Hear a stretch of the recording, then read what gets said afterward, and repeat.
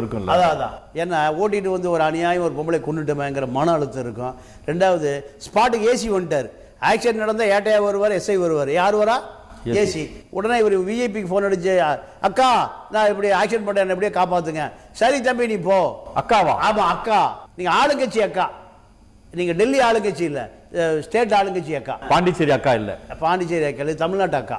தமிழ்நாடு அக்காக்கு போன் அடிச்ச உடனே ஸ்பாட்டுக்கு ஏசி வந்துட்டார். ஐயோ, ஏசி வந்த பிறகு நீங்க அந்த ஏரியா ஃபுட்டேஜ் பூரா காணோம்.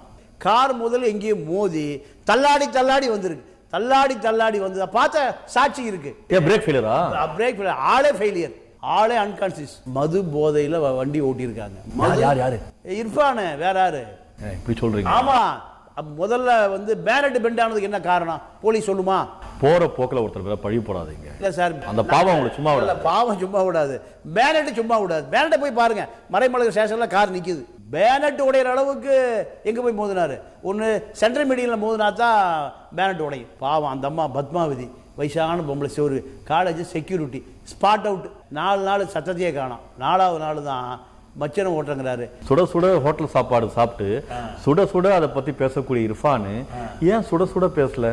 4 நாள் பண்ணிட்டாரு. என்ன காரணம்? ஆமால, நான் காவல்துறை பார்த்து கேட்கிறேன். தஞ்சாவூர்ல வந்து சிசிடிவி எல்லா டோல் பூத்துலயும் சிசிடிவி கேமரா இருக்கும். இவர் கால் புறப்பட்டதுல இருந்து ஆக்சிடென்ட் ஆக வரைக்கும் இருக்கக்கூடிய அந்த கடைசி 2 சிசிடிவி ஃபுட்டேஜ் யார் ஓட்டினா, மச்சான் ஓட்டு, மாமா ஓட்டுட்டு, டிரைவர் யார் வேணா ஓட்டுட்டு, யார் ஓட்டினாங்கிறத ஃபுட்டேஜ் இருக்குமா இருக்காதா? இப்ப கேட்டீங்க கேள்வி, நான் பதில் சொல்றேன் கேளுங்க. ஒருத்தர் தஞ்சாவூர் இருந்து கார் ஓட்டுறாருன்னா அவரே ஓட்டின்னு வரணும்னு தேவையில்லை, மாத்தி மாத்தி ஓட்டுவாங்க. கூட மச்சான் ஓட்டிருப்பாரு, அப்புறம் இவர் ஓட்டிருப்பாரு. கடைசியா ஓட்டுனது மச்சான். பத்மாவதியை ஏற்றி கொள்ளும் போது ஓட்டுது, அப்ப மட்டும் இவர் காரை மச்சான் கிட்ட கொடுத்துட்டு உட்காந்துட்டார். அப்படியா? சரி சார், மச்சானே ஓட்டல ஃபுட்டேஜ் கொடுங்க. ஐயோ, உங்களுக்கு என்ன புரியுதா புரியலையா? நீங்க சினிமா பாக்குறீங்களா இல்லையா? முக்கியமான விஐபி ஆக்சிடென்ட் ஆகும்போது அந்த வீடியோ சிசிடிவி காட்சி எல்லாம் போவோம். எத்தனை படம் பாத்திருக்கீங்க? உங்களுக்கு புரிய மாட்டேங்குது. உங்களுக்கு யதார்த்தம், அது இயற்கை. ஆமா ஆமா.